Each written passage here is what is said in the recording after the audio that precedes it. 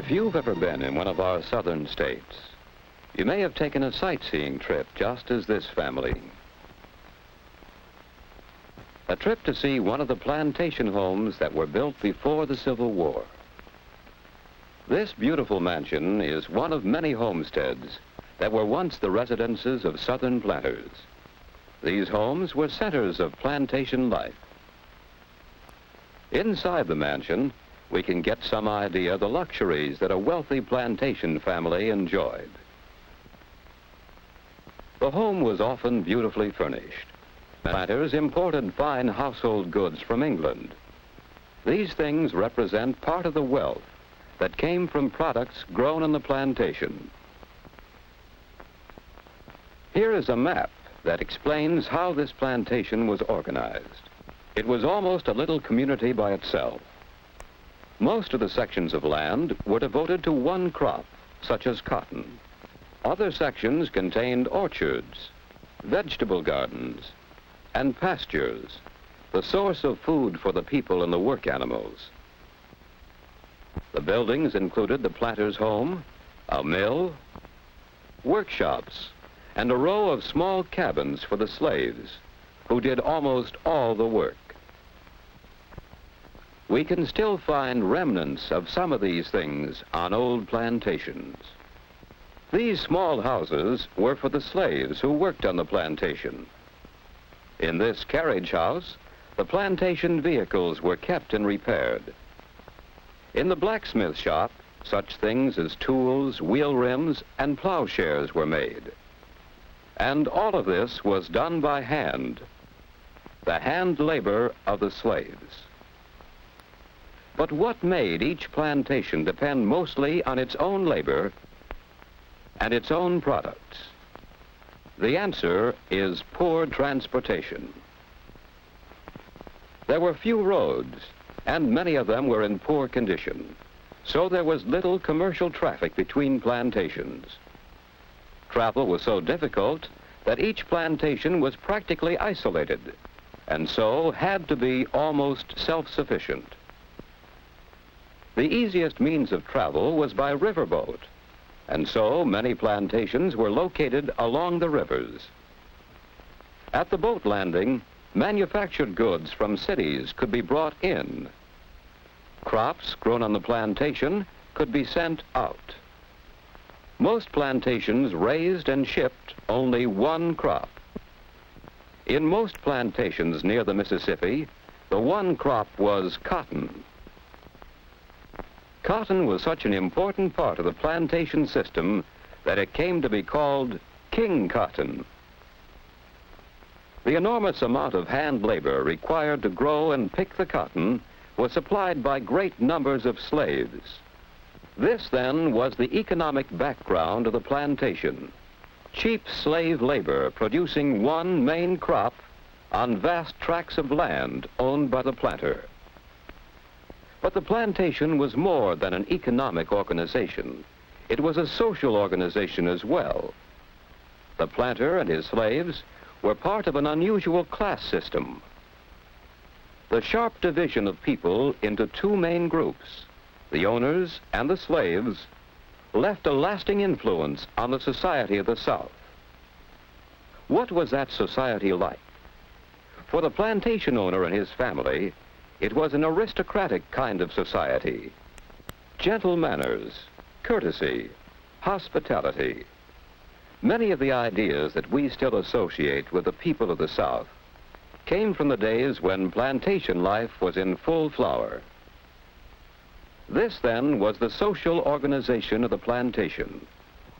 The aristocratic class of the landowners who had wealth and privileges, and the laboring class of the slaves who had little wealth and few privileges. The plantation system in the United States reached its greatest development before the Civil War. By 1860, plantations reached from Virginia to Texas. On some of these, tobacco was produced. On others, sugar was grown. On others, cotton was the main crop.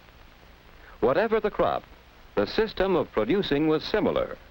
Cheap labor, one crop, and vast tracts of land. These are some of the things we can better understand when we visit one of the old plantation homes of the past. But did this plantation life influence the modern South? Can we find anything left of the plantation system? We might find part of the answer as we look around us in the South today. Here is a scene that tells us part of the story. This plantation home was abandoned during the Civil War. Great changes in the plantation system occurred during the war. The freeing of the slaves and the great financial burden of the war disrupted the economic pattern. Some planters went bankrupt and lost possession of their plantations. But the plantation system did not entirely disappear. Some elements of that system did not change. The land, cultivated for generations and still productive, remained.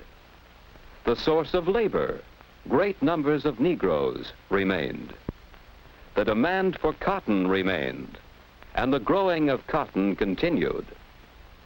So the plantation system, in a smaller and modified way, continued and can be found in the South today.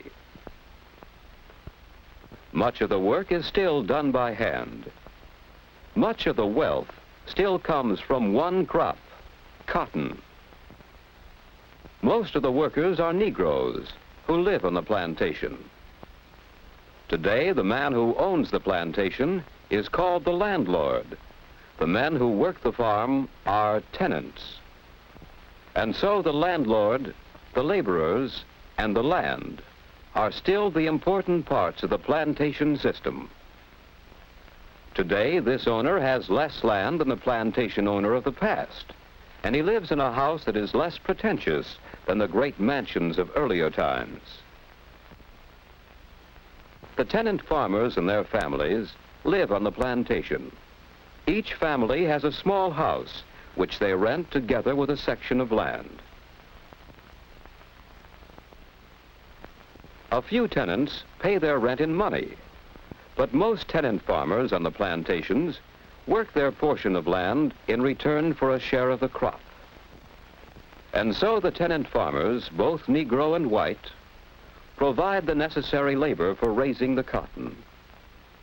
What other changes have come to the plantation? The plantation today is not as isolated as it once was. Paved highways link the plantations with towns and cities. The plantation crop can be shipped by railroad or by large trucks. Today, as we look out over the southern countryside, we'll see that plantations are not as plentiful as they once were. Many have been divided up into smaller farms. On this farm, beef cattle are raised. Other farms specialize in producing milk or poultry or grain.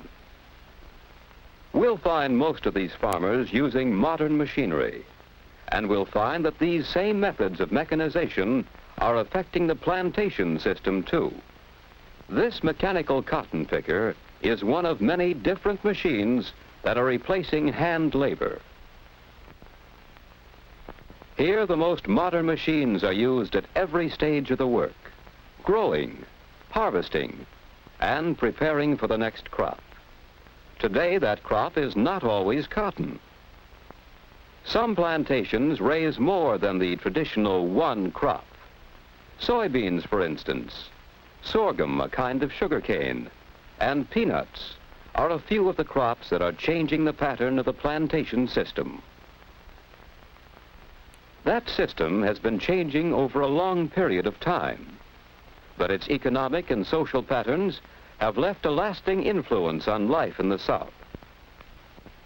Today, if we visit a social gathering in the South, we'll see some of these influences: the traditional Southern hospitality, the gentle manners and courtesy, the separation of society into distinct groups, and the relationship of that society to the land which supplies its wealth. These are some of the things which the plantation system has contributed to Southern life.